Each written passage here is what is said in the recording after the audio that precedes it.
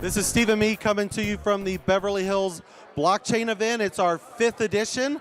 Still going strong. As you can see behind me, the presentation's just wrapped up. The crowd's excited, and really a unique time right now to bring in a huge group of people, not only participating in the blockchain, but trying to learn about it. And we covered a lot of ground tonight, and people are still having a great time. When you can do something in a more efficient way than a traditional public offering, which is a long, arduous process and very expensive, that's one reason why there's more ICOs.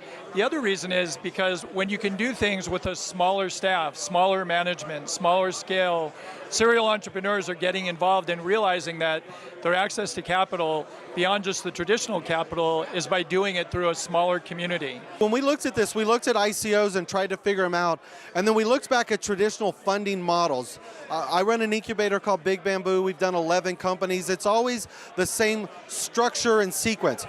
You go get angel capital, you get your friends and family, it's usually $1 million round, takes a little bit of time. If you're successful, you do a $4 million Series A, might take a year before you're in that. You do your Series B at 10 million, it might be 2 or 3 years later. 5 years later, you're doing a Series C, it's 20 million. By the time you're done, you're 5 years in, and it's a $35 million round of traditional sequence stage financing. And if you don't get financing at any one of those levels, your company collapses and goes out of business for lack of capital. ICOs to me are just accelerated financing structures. Your pre-private round is your angel round.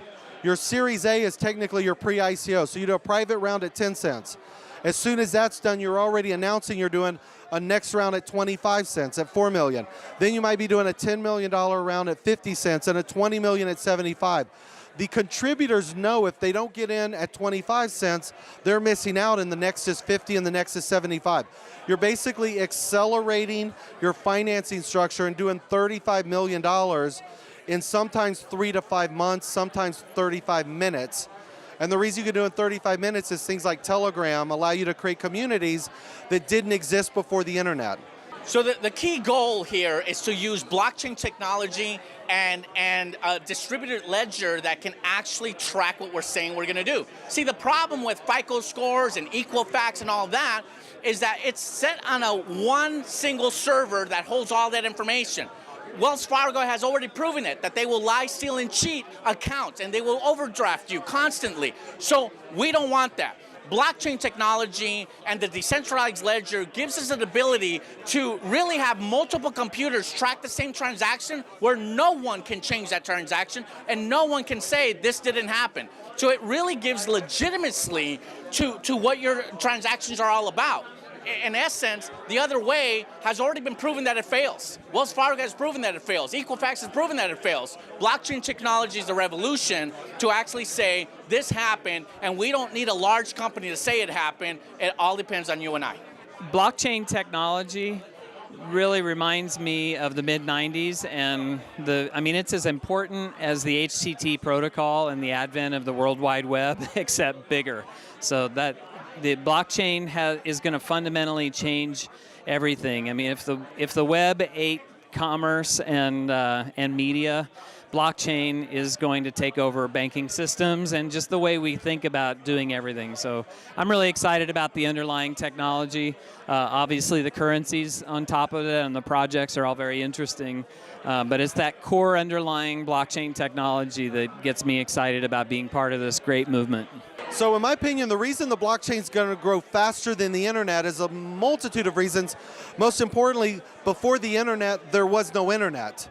And what that means is the 20 years it took the internet to grow and mature, you can accelerate that now. You've got online communication platforms, you've got Telegram chats and Skype, you've got instantaneous 24-hour communication. You have billions of people with a computer in their hand. You did not have that 20 years ago before the internet started. So if you think of the blockchain as this underlying technology that's like the internet, it should grow bigger and faster just because we can come up with not only more ways to do it, but we can globally activate communities in a way that was never possible before the internet. One of the things that ICOs have done is they've established a unique element to, as I said before, cost-effective financing. So what that does is, that's going to launch a lot of newer industries that maybe people couldn't take advantage of before.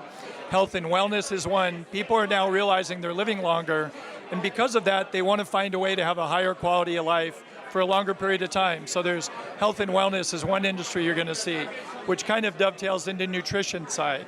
You're also going to see other different types of technology that maybe at one point were much more complicated, where now it's going to be something that a lot of people can understand because they're actually going to break it down into simple modules where people can invest just as a community.